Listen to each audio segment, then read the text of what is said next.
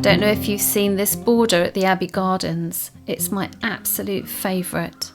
And hidden amongst it is a modern day sculpture that was made during lockdown. It's totally recycled. Maybe you can see the plastic bottle ends that are representing jewels and the tin cans that are part of the structure. Of course, these things aren't precious in themselves, but put together like this, they hold a beauty and a meaning beyond their individual parts. I like the crown image. It represents Bury St Edmunds, of course, but I see a picture here of how Jesus rebuilds our lives, how he takes our chaos and makes something precious and beautiful. It shows God making all things new. It brings me real joy to look at it. Like many of you, we've spent lockdown finding joy in the small things, like a perfectly made hot chocolate, or a walk in nature, or the sun on our faces. Never before have we been denied so many things that truly bring deep joy. We didn't visit our friends, hug our families, cuddle our grandchildren. We didn't wander around the market, eat out, enjoy a pint down the pub. And of course, we haven't yet been able to meet together for church. What brings us joy has been re-evaluated with the ups and downs of this new COVID world we now live in. It's fair to say it's been something of a roller coaster for many of us. In the Bible, David knew what it was to have a roller coaster life, many ups and downs. He came from a humble shepherd to become a powerful king. There were days when things went well for him, and days when life must have seemed like a political, emotional, and spiritual disaster. The Psalms give us insight into his prayer and devotional life. It's raw and it's real. Many of his prayers begin with his complete frustration with the world, with his circumstances, with himself, and sometimes even with God. We hear his anguish as he looks for meaning, and we hear his pain as he waits for God to answer. He speaks of his heart turning to wax, his body being out of joint, and his fear of falling into the slimy pit of depression. But we see another strong feature of David, his persistent ability to come to a place of rest, a place where he turns to God in the midst of his pain, sin, and confusion, and renews his peace and his joy. Despair never gets the upper hand. Fear never wins. Maybe these psalms reflect how you have felt at times over these past weeks. A sense of unease, a sense of anxiety and fear as you've looked at the world and wondered what on earth is happening. Maybe a sense of despair as you've seen your own frailty in being able to cope with the extra demands that have been placed on you. There's also a wider sense of grief we're carrying as the pandemic rolls across our world. Yes, there have been many silver linings, many unexpected blessings along the way. But this doesn't change the fact that much has been lost. Our soul rages against it. We know every time we pop a mask on to go shopping that something fundamental has shifted. David wrote Psalm 86. As it begins, we hear the melancholy of a tired soul. He says, "Hear me, Lord, and answer me, for I am poor and needy. Guard my life, for I am faithful to you. Save your servant who trusts in you. You are my God. Have mercy on me, Lord, for I call to you all day long." Have there been times in these recent weeks that you have felt like this? Maybe it's how you feel today. Poor and needy. Speak to God now about the things that are on your mind and in your heart.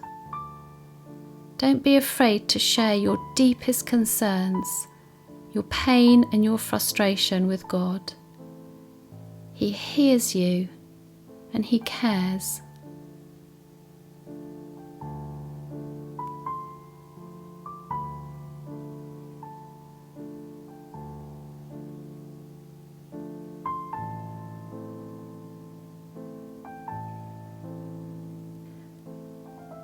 With pundits telling us this next year is going to be tough, financially in our pocket and economically as a country, as well as the threat of a second wave of the pandemic hanging over us, we could easily listen to the news and be totally gloomy about the future. So what are we to do? What will help us be spiritually resilient in these turbulent times?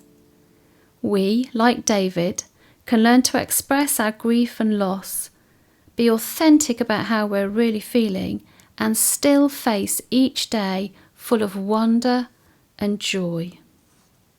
Let's read some more of Psalm 86.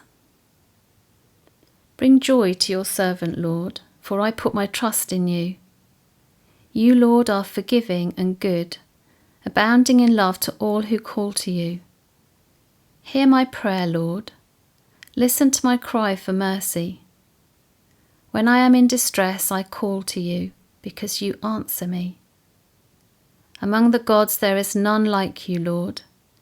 No deeds can compare with yours. All the nations you have made will come and worship before you, Lord. They will bring glory to your name. For you are great and do marvellous deeds. You alone are God. Did you notice that David asked God for joy? Bring joy to your servant, Lord. Joy is a key part of the remedy for our spiritual and emotional frailty. We learn to turn our attention away from ourselves and towards God. G.K. Chesterton said, "Joy is the gigantic secret of the Christian. It's the distinguishing atmosphere of the Christian life. When the Holy Spirit fills the soul with the fullness of God, we experience the joy which Christ described, the joy which the world cannot take away." This Christian joy springs from the fact that we are saturated in the love of God. In its simplest terms, joy means loving God and being loved by Him.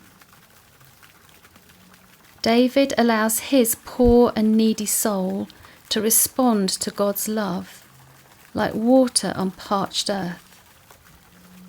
Listen to the qualities of that love. You, Lord, are forgiving and good, abounding in love to all who call to you, for great is your love towards me. You, Lord, are a compassionate and gracious God, slow to anger, abounding in love and faithfulness. Think of the love of God saturating and refreshing your soul and bringing joy to you today.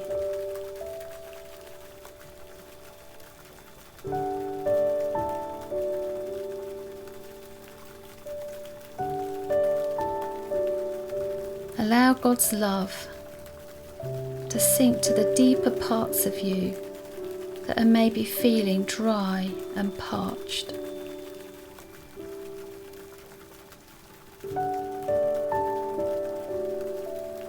Remember, we don't need to earn or deserve God's love. Great is His love towards us.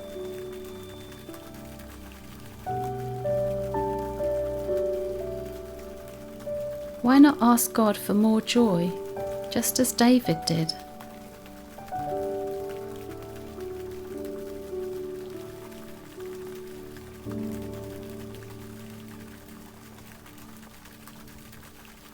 There are times when it feels like our joy is leaking away. Other things fight for attention, things which take the place of our joy. We can feel confused and empty again. To fully know the kind of joy the Bible speaks of, We learn to give up on those things that come between us and God. This kind of joy requires courage, a victory over ourselves. It involves us losing ourselves to gain Christ. David longs for God's joy and so makes a profound request. Teach me your way, Lord. Give me an undivided heart. An undivided heart is where we keep our eye unwaveringly fixed on a single goal, and that goal is Jesus. This is the key to the deep and sweet peace that comes from an undivided love. Are there things that compete with God for attention in your life? There's no need to go raking around. Just see what the Holy Spirit brings to mind. And remember that God is gracious and compassionate, slow to anger, and abounding in love for us.